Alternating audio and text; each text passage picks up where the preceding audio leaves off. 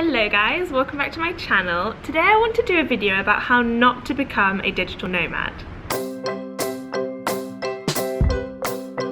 So, first of all, I am a digital nomad. I've been doing this now for about 2 years, and if you're not already subscribed to my channel, you need to hear all about nomad life and tips and a whole bunch of transparency about what it's really like and what I really earn.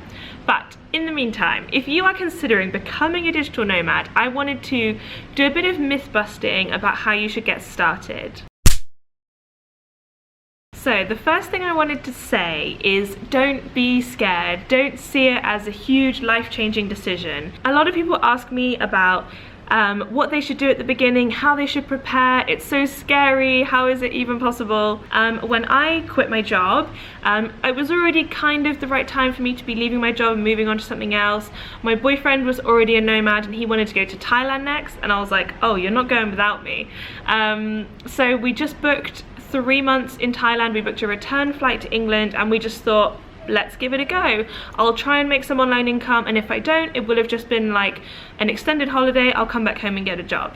It really didn't feel like a big deal. It just felt like we were going traveling, but with a purpose. So don't feel like you need to like do this huge I quit my job process and necessarily sell all your belongings. Like, leave your belongings with your parents or put them in storage. Just book a small trip and just see what it's like. Experiment with different online earnings.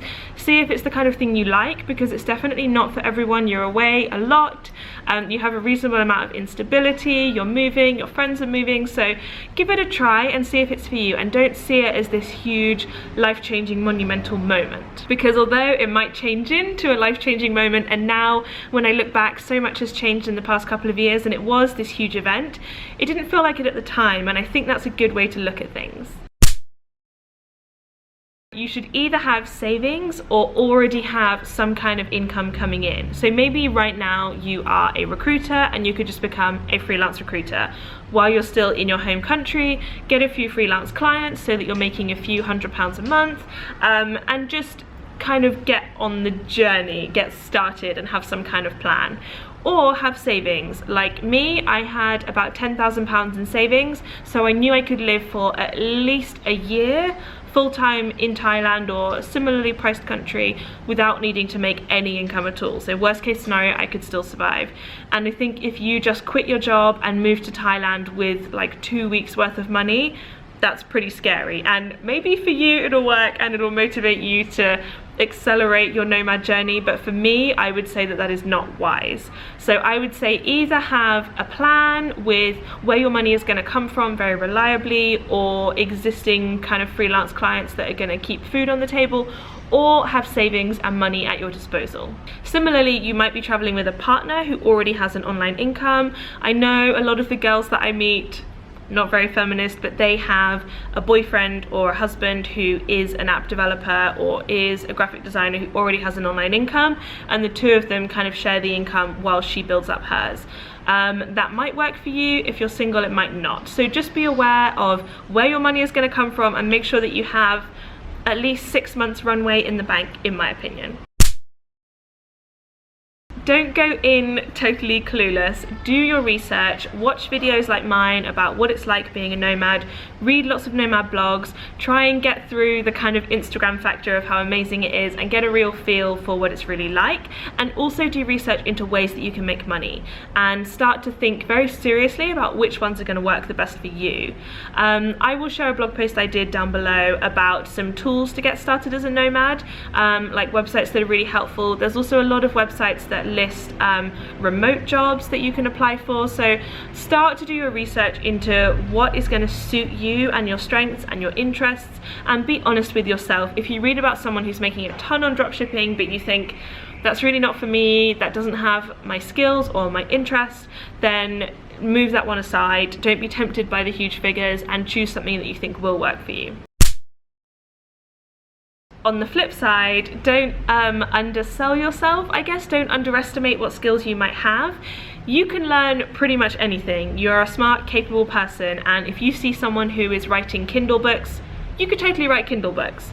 Anything that other nomads are doing, you could probably do yourself, but it's going to take an investment of time and probably boredom. So don't pick something that really doesn't appeal to you, but don't be put off just because it's not a skill that you already have.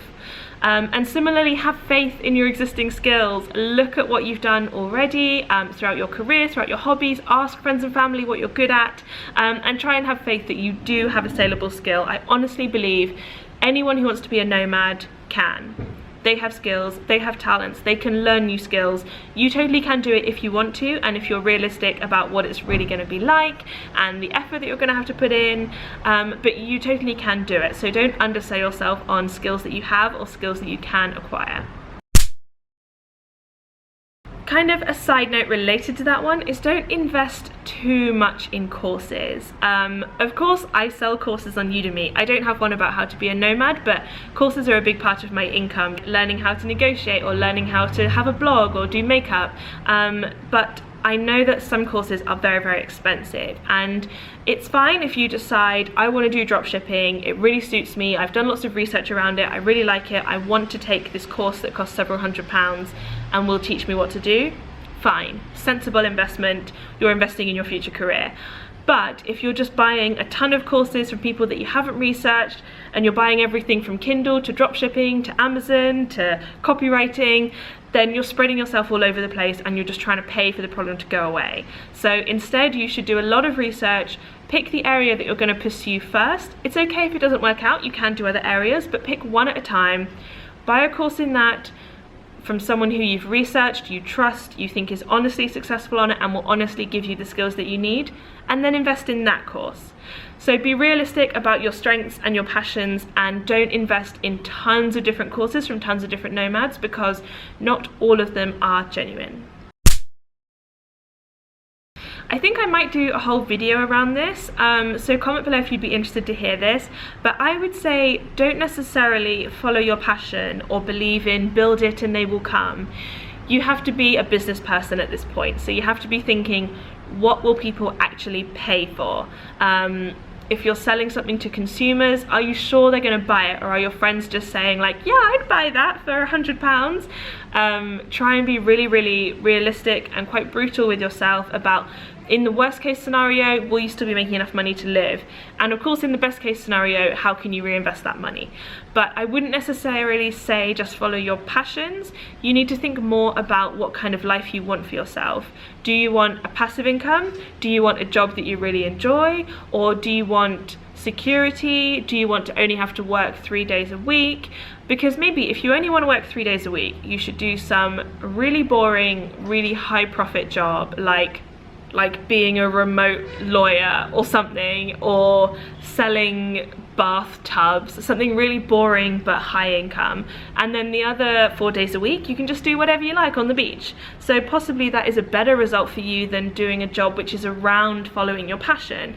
So try and be realistic with yourself about how your passion fits in with your income, whether the two align, which of course would be great, or whether you need to make a choice for your lifestyle and what your main priorities are. Do you want to enjoy your job, or do you want to enjoy your life, or is it really important for you that the two are the same?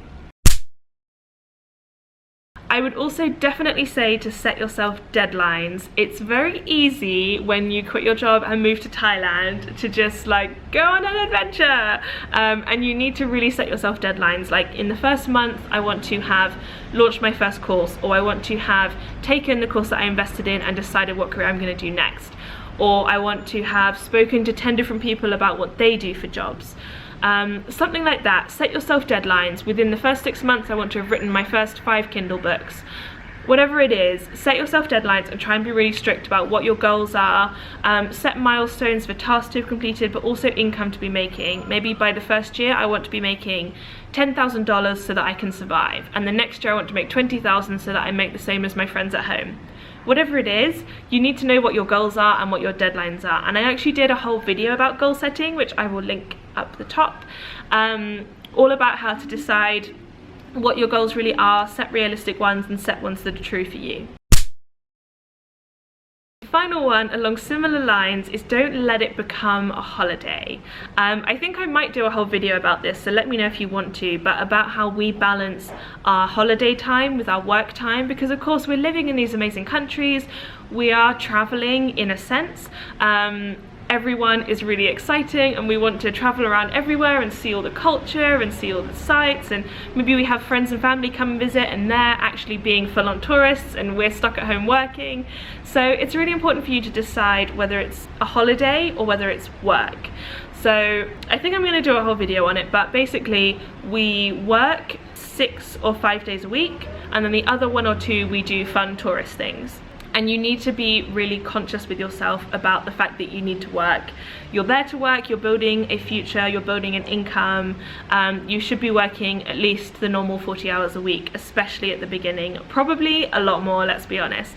And yes, in the evenings you can go out for dinner and watch the sunset over the amazing Thai ocean, but that's not going to be your reality 24/7. So don't get sucked in by the nomad Instagram hype. Be realistic about how much you're going to be working, and maybe set yourself some time at the very start of your trip.